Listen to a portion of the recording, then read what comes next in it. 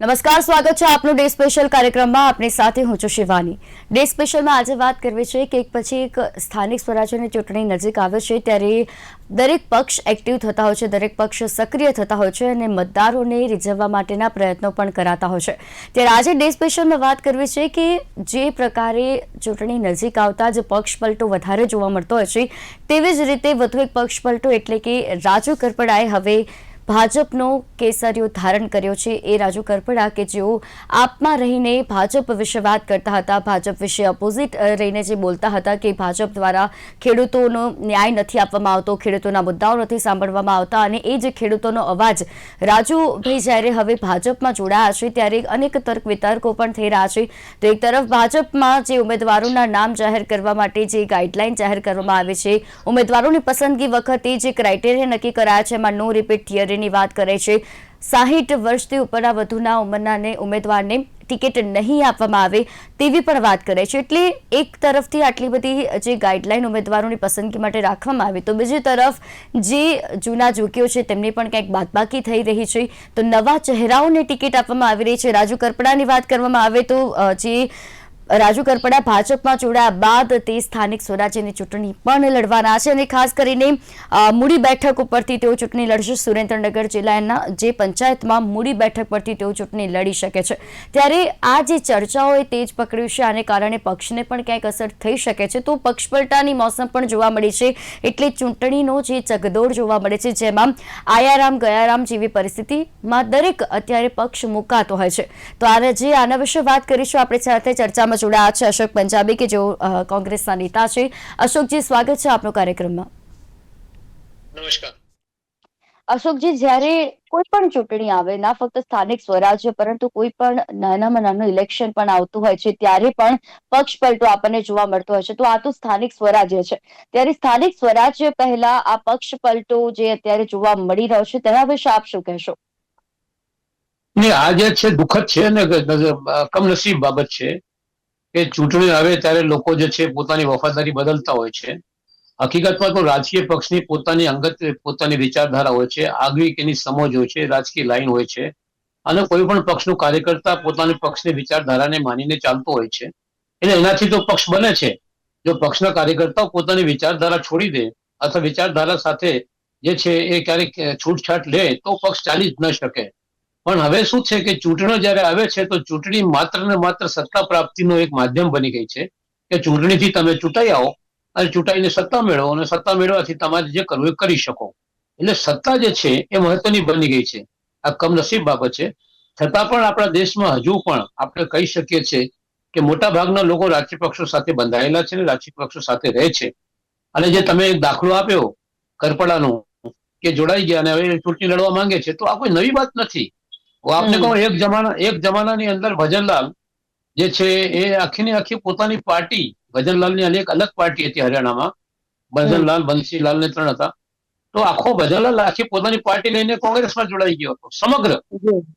તો રાજકીય રીતે આ બધા મોસમ ચાલે છે અને એની અંદર આ બધું થાય છે. એ આપણે એને કમનસીબ તો કહી શકીએ છીએ. પણ જે રાજકીય પક્ષ એને લે છે પોતામાં, તો એ રાજકીય પક્ષ એને પછી તાત્કાલિક ટિકિટ પણ આપી દે છે. આના કારણે શું થાય છે કે જૂના જે કામ કરનારા કાર્યકર્તા હોય, કે જૂના આગેવાન હોય, વફાદાર હોય, સમર્પિત હોય, એ લોકો સાથે અન્યાય થાય છે. તો હવે શું છે કે સત્તા પ્રાપ્તિ રાજકીય પક્ષોનું જો માધ્યમ બની ગઈ હોય અને લક્ષ્ય બની ગઈ હોય, તો પછી આ સંસદીય લોકતંત્રને અને ભારતના લોકતંત્રને હવે તો ભગવાન જ બચાવી શકે. અશોકજી, જ્યારે જૂના નેતા અને નવા નેતાઓની વાત કરીએ છીએ, એટલે કે નવા ચહેરાઓને જે ટિકિટ આપવાની વાત આવે છે, તો કોંગ્રેસની વાત કરી તો જૂના ચહેરા અને નવા ચહેરા વચ્ચે સંતુલન રાખવામાં કોંગ્રેસ કેટલી સક્ષમ છે? કોંગ્રેસ 140 વર્ષથી વધુ જૂની પાર્ટી છે અને 40-50 વર્ષ સુધી તો આઝાદી પછી દેશની જનતાએ કોંગ્રેસને આશીર્વાદ આપ્યા હતા અને કેન્દ્રમાં કોંગ્રેસની સત્તા હતી. અને આપણે જાણો છો કે 1947માં આઝાદી પછી આ દેશમાં એક સુઈ પણ બનતી નહોતી, એક કારખાનું નહોતું, એક ડેમ આપણી પાસે નહોતું, અને ચારે બાજુ બેકારી, બેરોજગારી, અકાલ, લોકો પાસે ખાવા માટે નહોતા. અને પછી ભારત અને પાકિસ્તાનના વિભાજનમાં લાખો લોકો અહીંયા આવ્યા હતા. એને પુનર્વસનનો મોટો સવાલ હતો. એ બધું હલ કરીને, આના રસ્તો કાઢીને કોંગ્રેસમાં મને કહેવું જોઈએ કે પંડિત જવાહરલાલ નહેરુ એ ખરેખર આધુનિક ભારતના નિર્માતા હોય તો પંડિત જવાહરલાલ નહેરુ છે. અને કોંગ્રેસે આઝાદી પછી દેશને ઊભું કર્યું, દેશને સક્ષમ બનાવ્યું અને દરેક રીતે આજે દેશ આગળ વધી રહ્યું છે તેનું મૂળ કારણ કોંગ્રેસ છે. એટલે 140 વર્ષ થઈ ગયા છે. હવે આ કોંગ્રેસ જે છે અત્યારે પણ એનું જે લક્ષ્યાંક છે આ દેશની જનતાને મજબૂત કરવાનું, દેશની સીમાઓને મજબૂત કરવાનું, આંતરરાષ્ટ્રીય સ્તર ઉપર આ દેશની કોઈ કિંમત કે કોઈ ઇજ્જત રહી નથી. એક જમાનામાં જયારે ઇન્દિરા ગાંધી હતા ત્યારે આખી દુનિયાની અંદર ઇન્દિરા ગાંધીની તૂટી બોલતી હતી. આપ જાણો છો કે ઇન્દિરા ગાંધી અમેરિકા સામે પણ લડી હતી અને ઇન્દિરા ગાંધીને અમેરિકાએ ધમકી આપેલી કે જો તમે ઢાકાથી એટલે બાંગ્લાદેશથી પાછળ નહીં જાઓ તમારી આર્મી, તો અમારી જે સેના છે ત્યાં બંગાળની ખાડીમાં જે 7મા બેડામાં અમારી જે આર્મી છે, એરફોર્સ છે, એ એટમ બોમ્બ લઈને દિલ્હી, મુંબઈ, કલકત્તા અને મદ્રાસ ચારોને એટમ બોમ્બમાં ઉડાવી દેશે. એ વાત રાષ્ટ્રપતિ નિક્સને ઇન્દિરા ગાંધીને ફોન ઉપર ધમકી આપેલી. ત્યારે ઇન્દિરા ગાંધીજીએ નિક્સનને જવાબ આપ્યો હતો. એ જવાબ જાણવા જેવું છે. ફ્રી પ્રેસ જનરલ અખબારે છાપેલું કલકત્તાની, એમાં એમને જવાબ એવું આપ્યું કે જો તમે દિલ્હી, કલકત્તા, મદ્રાસ ને મુંબઈ ઉડાવી દેશો તો અમે સાન ફ્રાન્સિસ્કો, શિકાગો, સેન અને વોશિંગ્ટન ઉડાવી દઈશું. એમ કરીને ફોન મૂકી દીધેલું ઇન્દિરા ગાંધી. જી જી એટલે બિલકુલ. અશોકજી, આપણે અત્યારે અને આજના જી જે શાસકો છે, આજે જે દિલ્હીમાં બેઠેલા લોકો છે, એ ટ્રમ્પનું નામ સાંભળીને ઘબરાઈ જાય છે. હવે આપણે ઓપરેશન સિંદૂર બહુ સરસ જી ચાલી જી રહ્યો હતો. અશોકજી, આપણે બધી જ વાત કરીશું, એના માટે આપણે એક અલગ વિષય વાત કરીશું, પરંતુ અત્યારે સ્થાનિક સ્વરાજ્યની વાત કરી લઈએ, જૂના નવા ચહેરાની વાત કરી રહ્યા છે. તો આપણે સવાલ એ હતો કે જે પ્રકારે પક્ષ પલટો થાય છે કોંગ્રેસમાં પણ ઘણી રીતે પક્ષ પલટો જોવા મળતો હોય છે, ત્યારે જૂના ચહેરા અને નવા ચહેરા વચ્ચે સંતુલન કેવી રીતે કોંગ્રેસ જાળવે છે હાલના સમયમાં? ને એમાં દાખલા તરીકે તમને હું દાખલો એક આપું કે પંચમહાલ જિલ્લો છે અને એમાં ગોધરા નગરપાલિકાની ચૂંટણી છે. પંચમહાલ જિલ્લાની અંદર પ્રદેશ કોંગ્રેસ તરફથી હું પોતે પ્રભારી છું. ત્યાં ઉમેદવારોની પસંદગી માટેના પછી પ્રચાર માટેની જવાબદારી મને સોંપાઈ છે. એટલે દરેક સ્તર ઉપર અમે 4 લોકોની એક કમિટી બનાવી છે જે સક્ષમ લોકો છે. એ કમિટી પાસે લોકો આવેદન પત્ર આપે ઉમેદવારી માટે અને કમિટી એની ડિસ્કશન કરે, ચર્ચા કરે. તો એમાં ઉમેદવાર કોણ હોવો જોઈએ? એટલે ફર્સ્ટ પસંદગી તો વિનિંગ કેન્ડિડેટ, એટલે જીતી શકે એ ખાસ ધ્યાનમાં રાખવામાં આવે છે. દરેક પાર્ટી રાખે છે અને કોંગ્રેસ પણ આ રાખે છે. સૌથી પહેલા અમે ધ્યાન એ રાખીએ છીએ કે ભાઈ કોંગ્રેસમાં કેટલા વર્ષોથી કાર્યકર્તા તરીકે કામ કર્યું છે, પ્રજા સાથે કેવો એનો સંપર્ક છે અને પ્રજા સાથેની સાથે સાથે કોંગ્રેસની આઈડિયોલોજી સાથે વફાદારી શું છે, એટલે ધ્યાનમાં રાખીને અમે લગભગ ટિકિટ આપતા હોઈએ છીએ. ઘણી જગ્યા ઉપર અમારાથી પણ કાચો કપાઈ જાય છે. અમારી ટિકિટ લઈને ભાજપમાં ઘૂસી જાય છે અને ઘણીવાર ભાજપના લોકો પણ કોંગ્રેસમાં આવી જાય છે. તો એ કોઈ નવી જૂની વસ્તુ નથી. આખા હિન્દુસ્તાનમાં ચૂંટણી ટાણે આપણા દેશના લોકો પક્ષ પલટો કરે જ છે. એની આદત થઈ ગઈ છે બધાને. Okay okay. એટલે અશોકજી, ક્યાંક એટલી પસંદગી વખતે પણ આ વખતે દરેક પક્ષ દ્વારા એ વસ્તુ યાદ રાખવામાં આવે છે, ધ્યાન રાખવામાં આવે છે. આપણી સાથે શૈલેષ પરમાર કે જેઓ ભાજપના નેતા છે તેઓ જોડાઈ ચુક્યા છે. શૈલેષભાઈ, સ્વાગત છે આપનું ડે સ્પેશિયલ કાર્યક્રમમાં. જી જી. શૈલેષભાઈ, જે ચૂંટણી ટાણે પક્ષ પલટો જોવા મળે છે ત્યારે ભાજપમાં રાજુ કરપડા હવે જોડાઈ ચુક્યા છે. આપમાંથી તેમણે હવે કેસરી ધારણ કર્યો છે.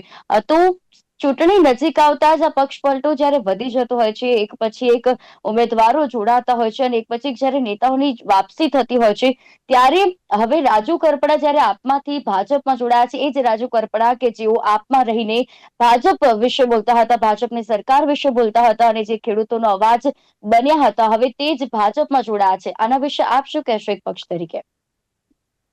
જુઓ, પેલા તો રાજુભાઈ કરપડા ખેડૂત નેતા એ ભારતીય જનતા પાર્ટીમાં વિધિવત રીતે આજે જોડાઈ ચુક્યા છે અને એમણે પણ કહ્યું છે કે ખેડૂતોનું હિત કરવું છે, ખેડૂત બાપડો બિચારો ન રહે એનું મારે ધ્યાન રાખવાનું છે. એટલા માટે ખેડૂતોના કામ થઈ શકે, ખેડૂતોને જે કઈ તકલીફ પડતી મુશ્કેલીઓ છે એમાં ક્યાંક ને ક્યાંક આપણે મદદરૂપ થઈ શકીએ એ માટે ભારતીય જનતા પાર્ટીમાં જોડાયા છે. અને સત્તાની સાથે જોડાવાથી ક્યાંક ને ક્યાંક ખેડૂતો અને જેનું કામ એને ખરેખર લોકોનું જે પડતી મુશ્કેલી છે એમાં કામ કરવું હોય તો કરી શકે. એક વાત રહી વાત સ્થાનિક સ્વરાજ્યની ચૂંટણી, તો સ્થાનિક સ્વરાજની ચૂંટણીઓમાં અમે પહેલેથી જ કહેતા આવીએ છીએ કે અમે સતત કામ કરનારી પાર્ટી છીએ. અમે એ પાર્ટી નથી કે બિલાડીના ટોપની જેમ ઉડી નીકળે અને જ્યારે ચૂંટણી હોય ત્યારે આવે, એ પ્રકારની અમારી પાર્ટી છે નહીં. ખાસ કરીને ભારતીય જનતા પાર્ટી તો એ પાર્ટી છે કે જેમાં ચરે વેતી સતત કામ કરવું એ પ્રકારની પાર્ટી છે. ગયા વખતે પણ 2021માં પણ 8માંથી 8 મહાનગરપાલિકા ભારતીય જનતા પાર્ટીની હતી, 31માંથી 31 જિલ્લા પંચાયત ભારતીય જનતા પાર્ટીની હતી, 231માંથી અને 213 ભારતીય જનતા પાર્ટીની તાલુકા પંચાયત હતી અને 81માંથી 79 ભારતીય જનતા પાર્ટીની નગરપાલિકામાં જીત થઈ છે. 90% જેટલા વોટ જે છે એ ભારતીય જનતા પાર્ટીને મળેલા છે સ્થાનિક સ્વરાજની ચૂંટણીમાં. આપણે સૌ જાણીએ છીએ. એવી જ રીતે જોવા જઈએ તો અત્યારે પણ અમારું જે પીઠબળ કહી શકાય એ અમારો કાર્યકર્તા છે. ગુજરાતમાં જયારે સ્થાનિક કાર્યકર્તા પછી ભલે ને પક્ષ પલટા કરીને કેમ ના આવ્યો હોય, શું એ કાર્યકર્તા ભલે પક્ષ પલટો કરીને પણ કેમ ના આવ્યો હોય, કાર્યકર્તાઓ દ્વારા જ પરિણામ લાવે છે. પરિણામ કાર્યકર્તાઓ દ્વારા જ લાવીએ છીએ. ભારતીય જનતા પાર્ટીનું ભાથું એક કાર્યકર્તા છે. ગુજરાતમાં સ્થાનિક સ્વરાજની ચૂંટણી છે. 1 કરોડ પ્રાથમિક સભ્ય, કેટલા 1 કરોડથી વધારે પ્રાથમિક સભ્ય, 1,25,000 એ સક્રિય સભ્યો અને 50,000 જેટલા બૂથ પ્રમુખોના કારણે ભારતીય જનતા પાર્ટી એ જીતવાની છે ને જીતવાની છે ને જીતવાની છે. અમારી પાસે એક જ વાત છે, અમારો ઉમેદવાર એટલે કમળ અને અમારી વાત એટલે નરેન્દ્રભાઈ મોદીએ કરેલો વિકાસ છે. જી બિલકુલ. અશોકભાઈ, વિકાસની વાત કરી તેમણે કે તેમણે કરેલી વાત એટલે કે તેમનો વિકાસ છે અને આપણે સૌ જોઈએ છે કે ક્યાંક ને ક્યાંક એવો વિકાસ નથી જોવા મળી રહ્યો અને એની કડવી વાસ્તવિકતામાંથી પણ આપણે પસાર થઈએ છીએ. ત્યારે ખાસ જે ટિકિટને લઈને પણ અસંતોષ જોવા મળતો હોય છે, જૂના દાવેદારો હોય છે તેમને ટિકિટ નથી આપવામાં આવતી અને કેટલાય વખત આ વખતે જોવા જઈ રહ્યા છે કે ટિકિટની બાદબાકી પણ થઈ રહી છે. એવામાં નવા ઉમેદવારોને ટિકિટ આપવી એ આ સ્થાનિક સ્વરાજ્યની ચૂંટણીમાં કેટલો મહત્વનો ભાગ ભજવી શકે છે? સૌથી પહેલા તો શૈલેષભાઈએ જે વિકાસની વાત કરી, તો વિકાસનું પરપોટો જરા હું ફોડી દઉં. શૈલેષભાઈ સાંભળી રહ્યા છે. હકીકતમાં ગુજરાત આજે ક્યાં ઊભું છે? 1995માં ગુજરાતની અંદર માથાદીઠ આવક પર કેપિટા ઇન્કમ જેને કહેવાય છે એ લગભગ 3જા નંબરમાં ગુજરાત હતું. દિલ્હી પહેલા નંબર ઉપર, બીજા નંબર ઉપર હરિયાણા અને 3જા નંબર પર ગુજરાત હતું. આજે ગુજરાતમાં 30 વર્ષના શાસન પછી પર કેપિટા ઇન્કમ માથાદીઠ આવકમાં ગુજરાત 12મા નંબર ઉપર 11 રાજ્યો આપણાથી આગળ માથાદીઠ આવકમાં નીકળી ગયા છે. ગુજરાતમાં આજે ખેડૂતોની હાલત એવી છે કે ઘણી જગ્યા ઉપર ઉત્તર ગુજરાતમાં ખેડૂતો ભૂખા ઊંઘી જાય છે. એને ખેતરની અંદર પાણી નથી મળતું અને પોષણક્ષમ ભાવ નથી. કામદારોની હાલત એવી છે કે લઘુત્તમ પગાર ધારાનો અમલ ક્યાંક પણ થતો નથી અને કોઈ ફરિયાદ કરવા જાય તો ફરિયાદ લેવામાં એને આવતી નથી. મધ્યમ વર્ગની પરિસ્થિતિ એવી છે કે આજે મોંઘવારી ચરમસીમા ઉપર છે. કોઈ એવી જગ્યા નથી કે મોંઘવારી ન હોય. પોલીસ સ્ટેશનની હાલત એવી છે કે સાચો માણસ પણ ત્યાં ફરિયાદ કરવા જાય તો વગર પૈસે ફરિયાદ લેવામાં આવતી નથી. ચારે બાજુ ગુજરાતમાં ભ્રષ્ટાચાર સિવાય કશું છે જ નહીં. નરેન્દ્ર મોદી સાહેબ અને અમિતભાઈ મહિનામાં 2 વાર ગુજરાતમાં ચક્કર મારે છે, છતાં પણ ગુજરાતનું વહીવટ ખાડે ગયું છે.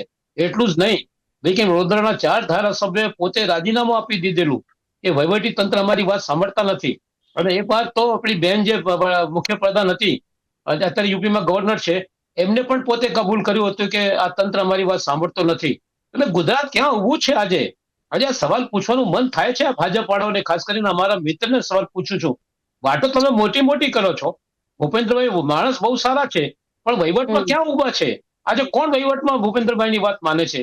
આજે ક્યાં વહીવટમાં નરેન્દ્ર મોદી સાહેબ કરો છો? કેટલી વાર તમે મોદી સાહેબ કરશો? મોદી સાહેબ તો દિલ્હીમાં છે અને 12 વર્ષ થઈ ગયા દિલ્હીમાં બેઠા, છતાં પણ આજે હિન્દુસ્તાનની શું હાલત છે? ઉત્તર પૂર્વી ભારત સળગી રહ્યો છે. કાશ્મીરમાં શું હાલત છે? દક્ષિણમાં શું પરિસ્થિતિ છે? પેલા નિષ્ફળ ભારતીય જનતા પાર્ટી છે, નિષ્ફળ સરકાર છે, નિષ્ફળ આગેવાનો છે.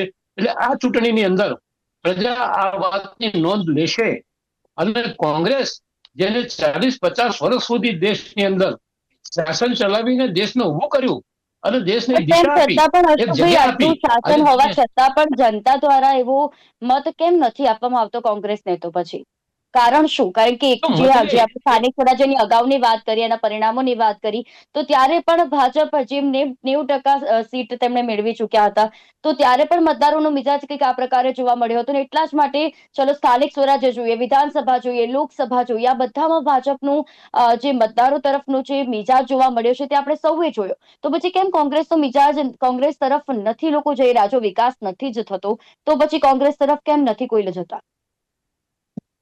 નહીં, આ ચિંતાનો વિષય ખરો, પણ હું એક વસ્તુ આપને કહી દઉં કે ચૂંટણીમાં જીતી જવું જ એકમાત્ર સક્ષમતાનું ક્રાઇટેરિયા નથી હોતો. આજે આપણે જોઈ શકીએ છીએ કે બંગાળમાં 15 વર્ષથી મમતા આવે છે, આપણે જોઈએ છે કે તમિલનાડુમાં 20 વર્ષથી ત્યાં ડીએમકે આવે છે, અને શરૂઆતની અંદર ઘણા વર્ષો સુધી કોંગ્રેસનું શાસન હતું.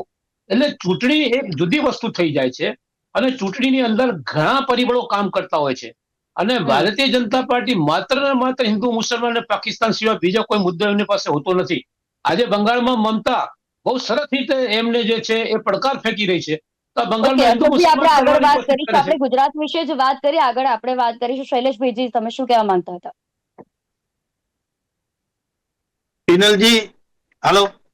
જી. હા, જે પ્રકારે અશોકભાઈ પંજાબી વાત કરતા હતા, જે કોંગ્રેસની જૂની કેસેટ વગાડતા હતા, હવે એ કેસેટ અશોકભાઈ ચબાઈ ગઈ છે. હવે જૈનજી આવી ગયા આ છે. અને ચાલશે હવે છે જે ભાઈ, શૈલેષભાઈ, આ હવે ચાલશે. અશોકભાઈ એક એવું ગામ બતાવો, એક એવું ગામનું નામ બતાવો કે જ્યાં તમે એમ કહો છો કે પાણી નથી પહોંચતું. એવું ગામનું નામ બતાવો ને. પછી તમારો વારો આવે ત્યારે, તમારો વારો આવે ત્યારે, તમારો વારો આવે ત્યારે, પાલનપુરમાં તમારો પાણી વારો નથી. આવે ત્યારે, તમારો વારો આવે ત્યારે, બનાસકાંઠામાં તમારો પાલનપુર વારો સિટીમાં આવે પાણી ત્યારે, નથી મળી રહ્યું. તમારો વારો અમદાવાદના આવે પૂરા ત્યારે, વિસ્તારમાં અત્યારે પાણી નથી.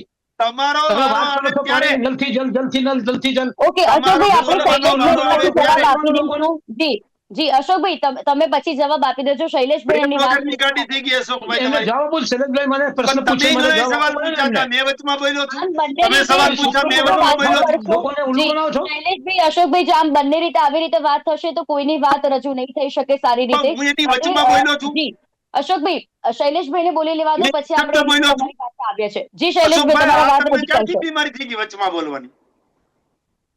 જી શૈલેષભાઈ, હવે તમારી વાત જે રજૂ કરશો. પ્રકારે કોંગ્રેસ વાત કરે છે, અશોકભાઈ નું નામ નથી લેવું, નહીંતર વચમાં બોલશે. જે પ્રકારે નામ નહીં કોંગ્રેસ લેવાનું. વાત કરે છે કે પાણી નથી મળતું, તો એવું એના ટર્નમાં મને વાત કરે કે આ ગામમાં પાણી નથી મળતું. એક વાત. બીજું, પાણી માટે હજુ ફરીથી કહું છું, પાણી માટે નરેન્દ્રભાઈ મોદીએ કેન્દ્ર સરકાર તરફ આંદોલનો કરેલા છે, ઉપવાસ કરેલા છે કે ભાઈ તમે સરદાર વલ્લભભાઈ પટેલ, જે સરદાર પટેલ ડેમ છે એ નર્મદા ડેમના પાટિયા ઊંચા લો. ના લીધા તો ના જ લીધા, પણ પછી નરેન્દ્રભાઈ આવ્યા 17મા દિવસે ઊંચા લીધા અને પાણી મળવા મળ્યું. એ પાણી, એ યોજના, સરદાર સરોવર નર્મદા ડેમની જે યોજના છે, એ યોજનામાં 1,20,000 કિલોમીટરનું કેનાલ નેટવર્ક અને 69,000 કિલોમીટરનું પાઇપલાઇન નેટવર્ક, આ બંને નેટવર્ક એ ઐતિહાસિક નેટવર્ક છે.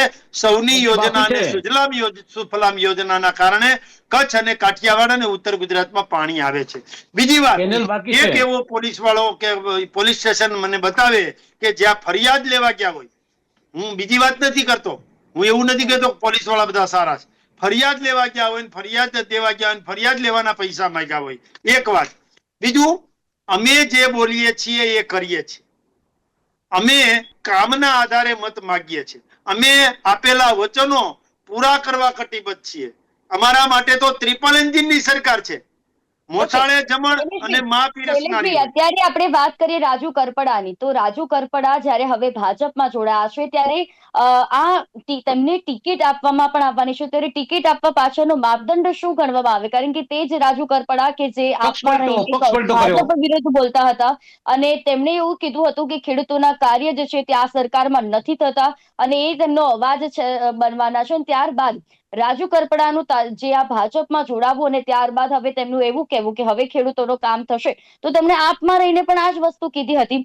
તો અને એને જ્યારે ટિકિટ આપવામાં આવી રહી છે ત્યારે જે જૂના જોગીઓ છે, જે ભાજપમાં પહેલેથી છે, જેમણે પક્ષ પલટો પણ નથી કર્યો અને તે પહેલેથી ભાજપમાં છે, તેમને ટિકિટ નથી આપવામાં આવી, તો એમ નથી લાગતું કે તેને કારણે આંતરિક જૂથવાદ પણ વધી શકે છે?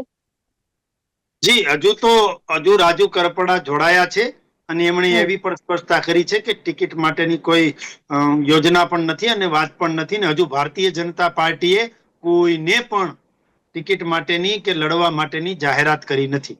એક વાત. બીજું, રાજુ કરપડાએ ચૂંટણી લડવી છે કે નહીં એ તો એને પૂછવું પડે, પણ જ્યારે ભારતીય જનતા પાર્ટીમાં જોડાયા ત્યારે એણે કમલમ ખાતે પણ વાત કરી છે કે હું એક સનિષ્ઠ અને વફાદાર કાર્યકર્તા તરીકે કામ કરવાનો છું, ખેડૂતોના પ્રશ્નો માટે કામ. જેવા આપમાં હતા. હા, આમ આદમી પાર્ટીમાં હતા જ્યારે એ પાર્ટીમાં હતા ત્યારે એની સાથે શું અપમાન થયું હતું, શું અવગણના થઈ હતી, શું માન અપમાન શું થયું હતું, એ બધી જ વાત એમણે કરી છે. અને એમણે બાઇટ આપી એમાં પણ વાત કરી છે કે ત્યાં માત્ર ને માત્ર વ્યક્તિવાદ છે અને બહારના લોકો આવી અને પાર્ટી ચલાવે છે. જે ધરાતલના માણસો જોઈએ એ નથી. જી શૈલેષભાઈ, આ વસ્તુ તો થતી જ રહેવાની છે કે ચૂંટણી નજીક આવે છે એટલે પક્ષ પલટો થાય છે, અને જે પહેલા પક્ષમાં હતા ત્યારબાદ જ્યારે અન્ય પક્ષમાં જાય છે ત્યારે એ અન્ય પક્ષની વાતચીત સારી કરવા લાગે છે, એટલે કારણ કે તેને તે પક્ષમાં રહેવાનું હોય છે, માટે આ વસ્તુ તો થતી જ રહેશે. પરંતુ વાસ્તવિકતા અહીંયા એ જ છે કે ભલે જે પણ પક્ષ પલટો થાય છે, જે પણ ઉમેદવારને ટિકિટ આપવામાં આવે છે, પરંતુ મૂળ વસ્તુ એ જ છે કે વિકાસ કેટલો થાય છે. જોવાનું રહેશે કે આ જે પક્ષ પલટો જે છે જેમાં જે પણ ઉમેદવારોને ટિકિટ અપાય છે આનો નિર્ણય શું આવી શકે છે. અશોકભાઈ પંજાબી અને ખાસ કરીને શૈલેષભાઈ પરમાર, આપ બંને અમારી સાથે આ વિશેષ ચર્ચામાં જોડાયા તે બદલ આપ બંનેનો આભાર. તો આજે ડે સ્પેશિયલમાં વાત હતી કે જે પક્ષ પલટો જોવા મળે છે ચૂંટણી નજીક આવતા જ, અને મતદારોનો મિજાજ જાણવા કરતા પણ જે પક્ષ પલટોમાં લોકોને રસ વધારે હોય છે, એટલે કે રાજકીય વર્તુળો તેમાં વધારે તેજ થઈ જતું હોય છે. પરંતુ આપણા ત્યાંની કડવી વાસ્તવિકતા જ એ ગણી શકાય કે પક્ષ પલટો કરી દેવાય છે, ભાજપમાં જતું રહેવાય છે, કોંગ્રેસમાં જતું રહેવાય છે, પરંતુ તે બધાની વચ્ચે મહત્વનું એ જ છે કે કેટલા વિકાસના કામ થાય છે. માટે જોવાનું રહેશે કે સ્થાનિક સ્વરાજ્યની ચૂંટણીમાં મતદારોનો મિજાજ કેવો રહે છે, પક્ષ પલટા ઉપર મતદારો જે છે કેટલો વિશ્વાસ મૂકે છે. ડે સ્પેશિયલના કાર્યક્રમમાં હાલ બસ આટલું જ. ફરી મળીશું નવા વિષયની સાથે. ત્યાં સુધી મને રજા આપશો. નમસ્કાર.